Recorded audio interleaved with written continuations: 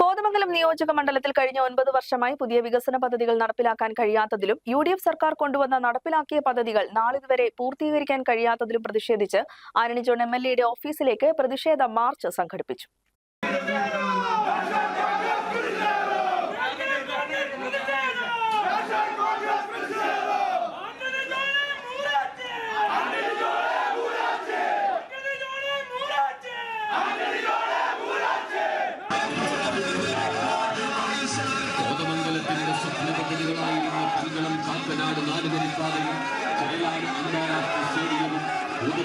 ജലവൈദ്യുത പദ്ധതിയും കോതമംഗലത്ത് റിംഗ് റോഡും തുടങ്ങി UDF സർക്കാർ കൊണ്ടുവന്ന നിരവധിയായ പദ്ധതികൾ 9 വർഷക്കാലത്തിനുള്ളിൽ എടുത്തു പറയാൻ ഒരു വികസന പദ്ധതിയും നടപ്പിലാക്കാത്ത കോതമംഗലം MLA ആന്റണി ജോണിന് ആ സ്ഥാനത്ത് തുടരാൻ അർഹതയില്ലെന്ന് KPCC വക്താവ് സന്ദീപ് വാര്യർ കോതമംഗലം MLA ഓഫീസിലേക്ക് കോൺഗ്രസ് ബ്ലോക്ക് കമ്മിറ്റികളുടെ നേതൃത്വത്തിൽ നടത്തിയ പ്രതിഷേധ മാർച്ച് ഉദ്ഘാടനം ചെയ്യുകയായിരുന്നു അദ്ദേഹം.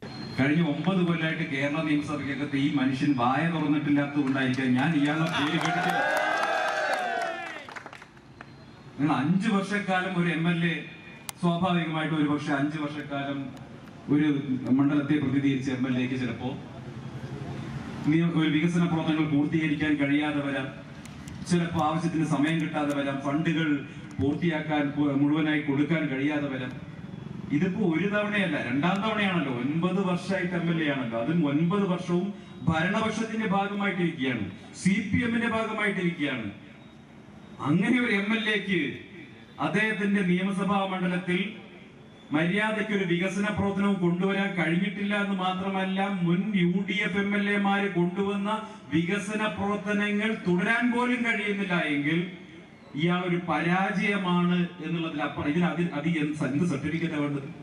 തങ്കളം കാക്കനാട് പാത, ചേലാട് അന്താരാഷ്ട്ര stadium, Kothamangalam ring road, Bhoothathankettu ജലവൈദ്യുത പദ്ധതി തുടങ്ങി UDF സർക്കാർ കൊണ്ടുവന്ന പദ്ധതികൾ പൂർത്തീകരിക്കാത്ത MLA ആന്റണി ജോൺ തികഞ്ഞ പരാജയമാണെന്ന് അദ്ദേഹം കുറ്റപ്പെടുത്തി. സ്ത്രീകൾ ഉൾപ്പെടെ 100 കണക്കിന് പേർ മാർച്ചിൽ പങ്കെടുത്തു. കോൺഗ്രസ് കോതമംഗലം ബ്ലോക്ക് പ്രസിഡന്റ് ഷമീർ പനക്കൽ അധ്യക്ഷനായി. Babu Elias, AG George, KP Babu, PP Uthuppan, PAM Basheer, MS Eldhose, Eby Abraham, Eldhose Keecheri തുടങ്ങിയവർ സംസാരിച്ചു.